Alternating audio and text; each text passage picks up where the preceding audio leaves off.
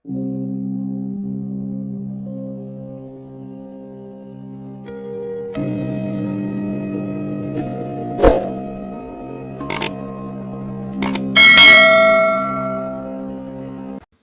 All, ಈ ವಿಡಿಯೋದಲ್ಲಿ ಅಜಿಥ್ರೋಲ್ 500 ಟ್ಯಾಬ್ಲೆಟ್ನ ಬಗ್ಗೆ ಇನ್ಫಾರ್ಮೇಷನ್ ಕೊಡ್ತಾ ಇದ್ದೀನಿ.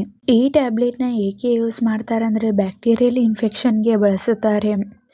ನಿಮ್ಮ ದೇಹದಲ್ಲಿ ಬರುವಂಥ ಬ್ಯಾಕ್ಟೀರಿಯಲ್ ಇನ್ಫೆಕ್ಷನ್ನ ಕಡಿಮೆ ಮಾಡಲು ಈ ಟ್ಯಾಬ್ಲೆಟ್ನ ಬಳಸುತ್ತಾರೆ.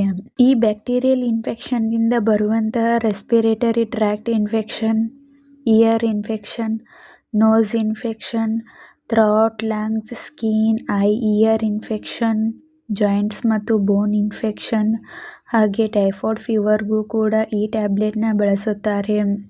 ಮತ್ತು ಸೆಕ್ಷುಯಲಿ ಟ್ರಾನ್ಸ್ಮಿಟೆಡ್ ಡಿಸೀಸ್ ಅಂದರೆ ಗೊನೋರಿಯಾ ಟ್ರೀಟ್ಮೆಂಟ್ಗೂ ಕೂಡ ಈ ಟ್ಯಾಬ್ಲೆಟ್ನ ಬಳಸುತ್ತಾರೆ.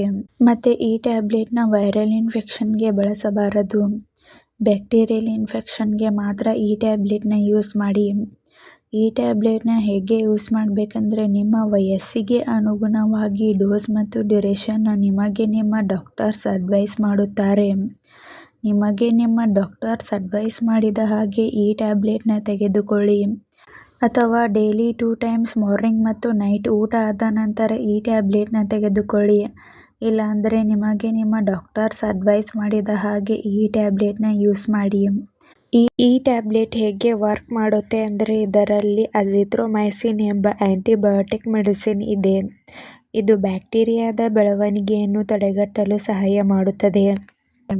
ಈ ಟ್ಯಾಬ್ಲೆಟ್ನ side effects diarrhoea, headache, nausea, vomiting, abdominal pain ಹೀಗೆ ಮೈನರ್ ಸೈಡ್ ಎಫೆಕ್ಟ್ಸ್ ಆಗುತ್ತದೆ.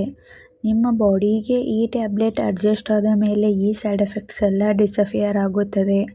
ಒಂದು ವೇಳೆ ಹೀಗೆ ಲಾಂಗ್ ಟರ್ಮ್ ಆಗಿ ಕಾಣಿಸ್ಕೊಳ್ತಾ ಇದ್ರೆ ಕೂಡಲೇ ಡಾಕ್ಟರ್ಸ್ನ ಕನ್ಸಲ್ಟ್ ಮಾಡಿ. ಈ ಟ್ಯಾಬ್ಲೆಟ್ನ ಸೇಫ್ಟಿ ಅಡ್ವೈಸ್: ಈ ಟ್ಯಾಬ್ಲೆಟ್ನಲ್ಲಿರುವಂಥ ಮೆಡಿಸಿನ್ಸ್ದಿಂದ ನಿಮಗೆ ಅಲರ್ಜಿ ರಿಯಾಕ್ಷನ್ಸ್ ಆಗ್ತಾ ಇದ್ರೆ ಈ ಟ್ಯಾಬ್ಲೆಟ್ನ ಯೂಸ್ ಮಾಡಬಾರದು. ಮತ್ತು ಈ ಟ್ಯಾಬ್ಲೆಟ್ನ ಅಪ್ಸೆಟ್ ಸ್ಟಮಕ್ದಿಂದ ತೆಗೆದುಕೊಳ್ಳಬೇಡಿ. ಮತ್ತು ಈ ಟ್ಯಾಬ್ಲೆಟ್ನ ಒಂದೇ ಸಮಯದಲ್ಲಿ ಅಂದರೆ ಫಿಕ್ಸ್ ಟೈಮ್ಗೆ ತೆಗೆದುಕೊಳ್ಳಿ. ಮತ್ತು ಈ ಟ್ಯಾಬ್ಲೆಟ್ನ ಸಂಪೂರ್ಣ ಕೋರ್ಸ್ ಮುಗಿಯುವವರೆಗೂ ತೆಗೆದುಕೊಳ್ಳಿ.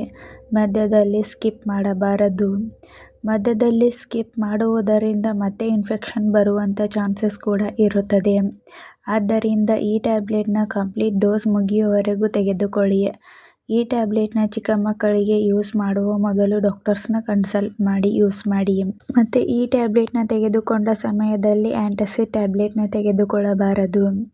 ಹಾಗೆ ಈ ಟ್ಯಾಬ್ಲೆಟ್ನ ತೆಗೆದುಕೊಳ್ಳುವಂಥವರು ಆಲ್ಕೋಹಾಲ್, ಸ್ಮೋಕಿಂಗ್ ಮತ್ತು ಡ್ರೈವಿಂಗ್ನ ಅವಾಯ್ಡ್ ಮಾಡಿ. Kidney, liver, heart related problems ಇದ್ದವರು, diabetic patients, asthma, cholesterol, blood pressure ಇರುವಂಥವರು ಡಾಕ್ಟರ್ಸ್ನ ಕನ್ಸಲ್ಟ್ ಮಾಡಿ ಈ ಟ್ಯಾಬ್ಲೆಟ್ನ ಯೂಸ್ ಮಾಡಿ. ನೀವೇ ಸೆಲ್ಫ್ ಮೆಡಿಕೇಷನ್ ಆಗಿ ಹಾಗೂ ಲಾಂಗ್ ಟರ್ಮ್ ಆಗಿ ಈ ಟ್ಯಾಬ್ಲೆಟ್ನ ತೆಗೆದುಕೊಳ್ಳಬಾರದು. ಪ್ರೆಗ್ನೆನ್ಸಿ ಪ್ಲಾನಿಂಗ್ ಮತ್ತು ಬ್ರೇಸ್ಟ್ ಫೀಡಿಂಗ್ ವುಮೆನ್ಸ್ಗೆ ಈ ಟ್ಯಾಬ್ಲೆಟ್ ಸೇಫ್ ಆಗಿರುವುದರಿಂದ ಡಾಕ್ಟರ್ಸ್ ಅಡ್ವೈಸ್ ಮಾಡಿದರೆ ಮಾತ್ರ ಯೂಸ್ ಮಾಡಿ. ಮತ್ತು ಯಾವುದೇ ಮೆಡಿಸಿನ್ ತೆಗೆದುಕೊಳ್ಳುವ ಮೊದಲು ಡಾಕ್ಟರ್ಸ್ನ ಕನ್ಸಲ್ಟ್ ಮಾಡಿ. ಈ ವಿಡಿಯೋ ನಿಮಗೆ ಇಷ್ಟ ಆಗಿದ್ರೆ ಲೈಕ್ ಮಾಡಿ, ಕಮೆಂಟ್ ಮಾಡಿ, ಶೇರ್ ಮಾಡಿ. Thank you.